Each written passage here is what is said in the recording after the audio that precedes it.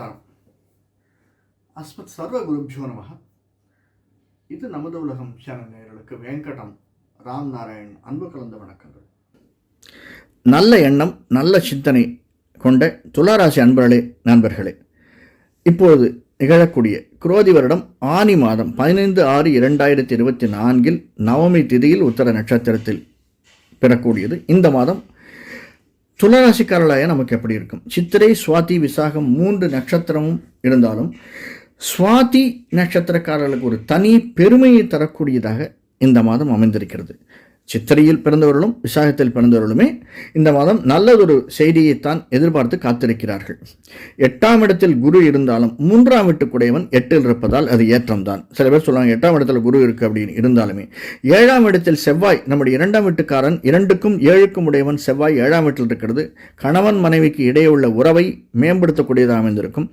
நாம் ஏதாவது ஒரு புது முயற்சி எடுத்தோமானால் பூமியில் பணத்தை போடுறதுக்கு, அதாவது நிலம் வாங்குவதோ, வீடு வாங்குவதோ, மனை வாங்குவதோ, அல்லது அந்த பூமி சம்பந்தப்பட்ட ஷேர்ஸில் போடுறதோ, அதுவும் நம்முடைய ஒய்ஃபையோ அல்லது ஹஸ்பண்டையோ கலந்து, கணவன் மனைவி இருவரும் ஒருவரோடு கலந்து ஆலோசித்து எடுக்கக்கூடிய முடிவுகள் அனைத்தும், இன்வெஸ்ட்மெண்ட் முடிவுகள் அனைத்தும் நல்லதொரு முடிவுகளாக இந்த மாதம் அமைந்திருக்கக்கூடும். நம்முடைய 5ஆம் வீட்டில் 5, 6க்கு உடையவன் நம்முடைய 1, 2, 3, 4, 5 4க்கும் 5க்கும் உடைய சனி 5ஆம் வீட்டிலும், 6ஆம் வீட்டில் ராகு, 7இல் செவ்வாய், 8இல் குரு, 9இல் சூரியன், புதன், சுக்கிரன், 12இல் சந்திரன், கேது இருந்து நம்மை வழிநடத்துகிறார்கள். துளாராசிக்காரர்களுக்கு 12ஆம் வீட்டுக்குடைய புதன் 7, 8, 9ஆம் வீட்டில் சுக்கிரனோடும் சூரியனோடும் சம்பந்தமாக இருப்பதால் நிழல் சம்பந்தப்பட்டது, நிழல், இசை, திரைத்துறை சம்பந்தப்பட்டவர்களுக்கு இந்த மாதம் 6ஆம் வீட்டில் ராகு இருந்தாலும் 12இல் கேது இருந்தாலும் சின்ன சின்ன மாற்றங்களை தருவதற்கான சாத்தியக்கூறுகள் அதிகமாக உண்டு. நாம் ஏதாவது மாற்றம் நினைத்து காத்திருந்தோமையானால் நிச்சயமாக மாற்றம் உண்டு. இந்த மாற்றம் நமக்கு டிரான்ஸ்ஃபர் கிடைக்கணும்னாலும் அல்லது நாம் டிரான்ஸ்ஃபரில் உட்கார்ந்திருந்து வீட்டுக்கு திரும்பி வரணும்னாலும் அந்த மாற்றங்கள் நமக்கு நிச்சயமாக கைகூடும்.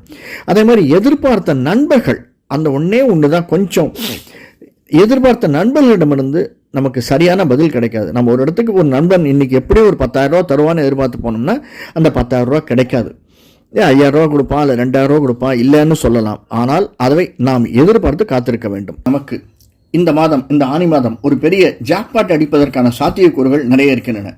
துளாராசிக்கு 5ஆம் வீட்டிற்கும் 9ஆம் வீட்டிற்கும் உடையவர்கள் சனியும் புதனும் ஆட்சியில் அமர்ந்து, 3க்கும் 6க்கும் உடைய குரு 8இல் அமர்ந்து நம்முடைய 2ஆம் வீட்டையும் 4ஆம் வீட்டையும் பார்ப்பதனால் நமக்கு ஒரு பெரிய அதிர்ஷ்டம் அடிக்கப் போகிறது, ஒரு ஜாக்பாட்டே அடிக்கப் போகிறது என்று சொன்னால் மிகையாகாது. சார், ஜாக்பாட்னா என்ன சார்? பைசா வந்தால் தான் ஜாக்பாட்டா? கிடையாது. நமக்கு நாம் எதிர்பார்த்திருக்கக்கூடிய ஒரு டிரான்ஸ்ஃபரோ, நாம் எதிர்பார்த்திருக்கக்கூடிய ஒரு ப்ரமோஷனோ, ரொம்ப நாளாக வராமல் 5, 6 வருடங்கள் வராமல் ஒரு ப்ரமோஷனோ, அல்லது ஒரு பணக்குவியலோ, அல்லது நம்முடைய குழந்தைக்கு 5, 6 வருஷமாக பார்த்துட்டு இருக்கோம், மேரேஜ் அமையல, அதற்கு ஒரு நல்ல மேரேஜ் ஃபிக்ஸ் ஆகுதோ, இந்த மாதிரியான நல்ல செய்திகள், நல்ல விஷயங்கள், நல்ல பைசா நமக்கு வருவதற்கான சாத்தியக்கூறுகள் துளாராசிக்காரர்களுக்கு நிறைய இருக்கின்றன. நழுவிடாதீர்கள். இதை நாம் பயன்படுத்திக் கொள்வதற்கு, அது மட்டுமல்ல, நமக்கு எதிர்வரக்கூடிய சின்ன சின்ன செலவுகள், மருத்துவ செலவுகளை நாம் மேற்கொள்வதற்காகவும்.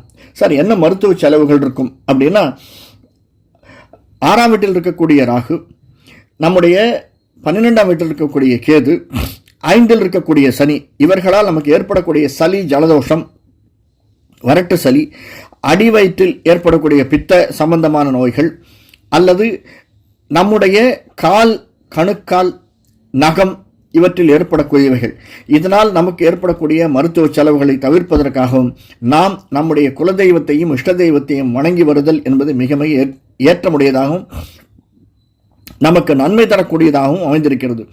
அதுவும் நம்முடைய இஷ்ட தெய்வத்தை விட குலதெய்வம், அது நமக்கு வெகுநாள் நம்ம அங்கே குலதெய்வத்தை நாம் சென்று சேவிக்கவில்லை என்றால் சேவித்து வருவது, குலதெய்வத்திற்கு ஒரு அர்ச்சனை செய்து வருவது, அதுவும் நம்முடைய நட்சத்திரத்தன்று சென்று வணங்கி வருவது என்பது ஏற்றத்தையும் மாற்றத்தையும் தரும் என்பதில் சிறிதும் சந்தேகமில்லை. நன்றி, வணக்கம். நன்றி. இந்த காணொலி பிடிச்சிருந்ததுன்னா லைக் பண்ணுங்கள், சப்ஸ்கிரைப் பண்ணுங்கள், ஷேர் பண்ணுங்கள். வணக்கம்.